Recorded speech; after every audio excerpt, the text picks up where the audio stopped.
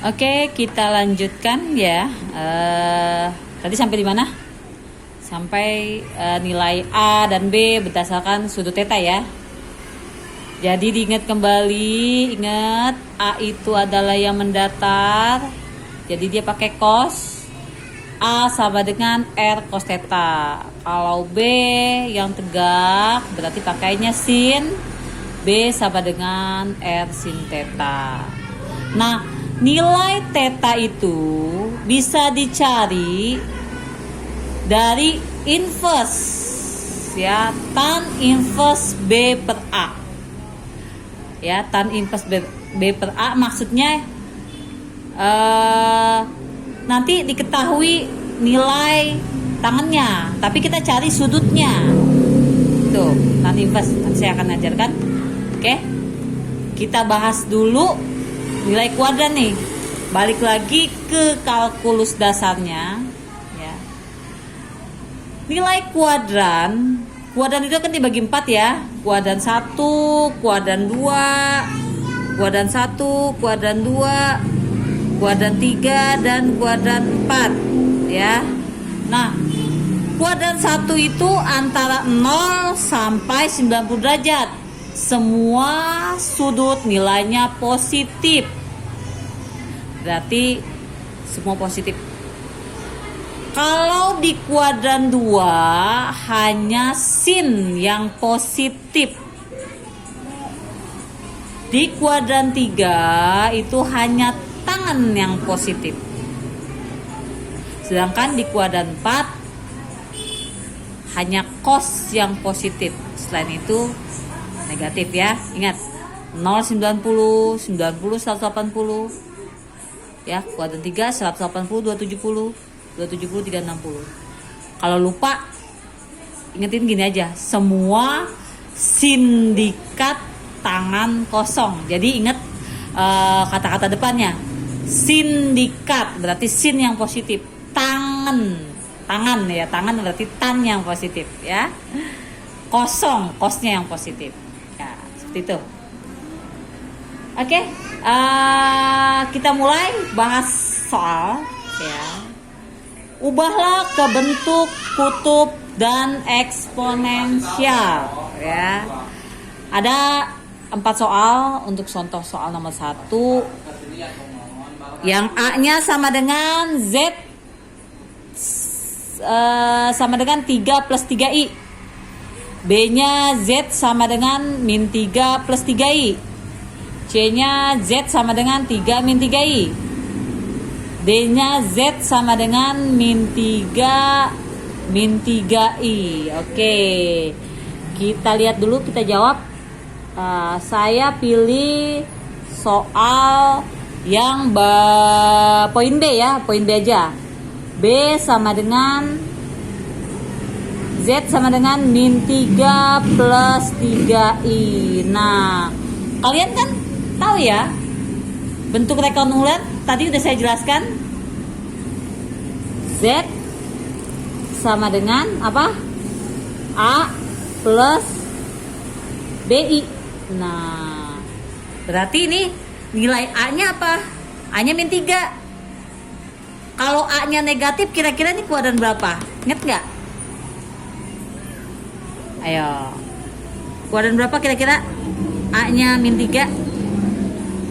B-nya sama dengan 3. Kalau lupa, buka lagi. A-nya negatif, berarti dia kuadran 2 ya. Kuadran 2. Berarti kalau kuadran 2 sudutnya nanti pasti antara 90 sampai 180. Ya, oke. Kita lanjut. A sama dengan min 3, B sama dengan 3.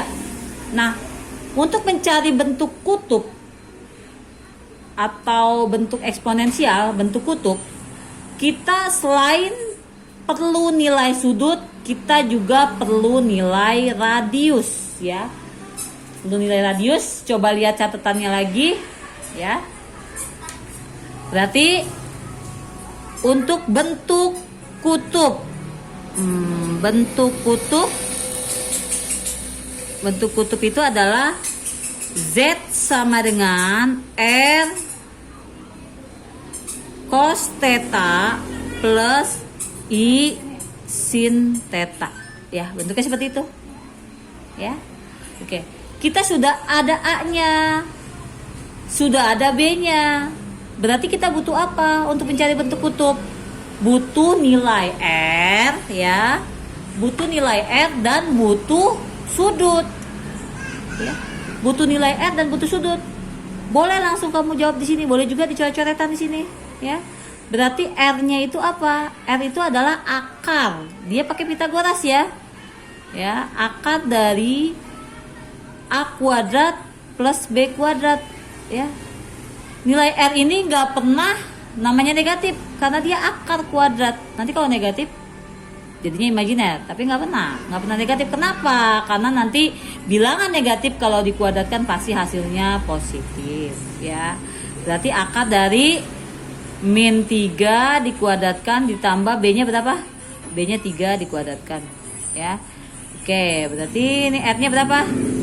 R-nya akar dari 9 tambah 9, ya. Akar dari 9 tambah 9 berarti akar 18. Akar 18 sama aja dengan akar dari 9 kali 2 atau 3 akar 2. Nah, ini nilai R-nya. Nilai R-nya ya. Nilai R-nya didapat segini. Nilai R-nya ya. Sedangkan nilai sudutnya gimana? Kamu carinya nilai sudutnya. Ya, sudutnya kan apa? Masih ingat nggak rumusnya? A sama dengan apa? B sama dengan apa, ya? Berarti kamu harus tahu sudutnya dulu nih. Nah, untuk mencari sudut berarti kita butuh apa tadi? Butuh theta. Ya. Apakah kita harus cari nilai A-nya dulu? B-nya dulu? Atau langsung tetanya? Ya oke, langsung tetanya. Berarti theta itu pakai apa sih? Theta itu pakai apa? Theta sama dengan, ya. Ingat, theta sama dengan tan inverse B per A, ya. Berarti tan inverse B-nya berapa B-nya? B-nya 3, A-nya min 3. Berarti tan inverse min 1. Theta itu tan inverse min 1. Maksudnya gimana nih, Bu? Maksudnya nilai tangan berapa sih yang hasilnya min 1? Tangan min 1, ya. Tangan berapa sih yang hasilnya min 1? Kalau nilai tangan yang hasilnya 1 untuk di kuadran 1 itu adalah tangan 45, ya. Berarti kalau ini di kuadran berapa tadi nih? Posisinya di kuadran 2, ya. Kuadran 2. Berarti kuadran 2, ingat. Boleh tulis ini dulu. Tadi saya lupa nulis. Kuadran 2. Kuadran 2 berarti sudut yang nilainya sama dengan 45 di kuadran 2 itu adalah sudut berapa? 180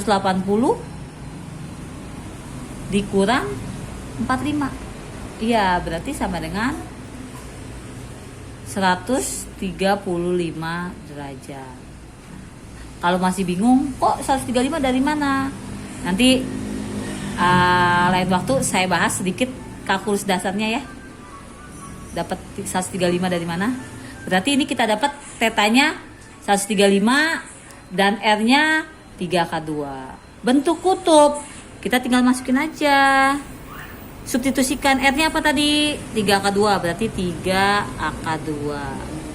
Cos theta berarti cos 135 derajat. Plus I sin theta. Tetanya berapa? 135 derajat, ya. Oke, selesai sampai sini. Biasanya kalau soalnya sama, ini nilai R-nya sama semua. Yang membedakan adalah kuadran dan sudut-sudutnya. Ini yang B kuadran 2. Kalau A kuadran 1. Ya. Kalau C kuadran berapa nih kira-kira? yang nilai B-nya negatif. Ini ada kuadran 4 ya.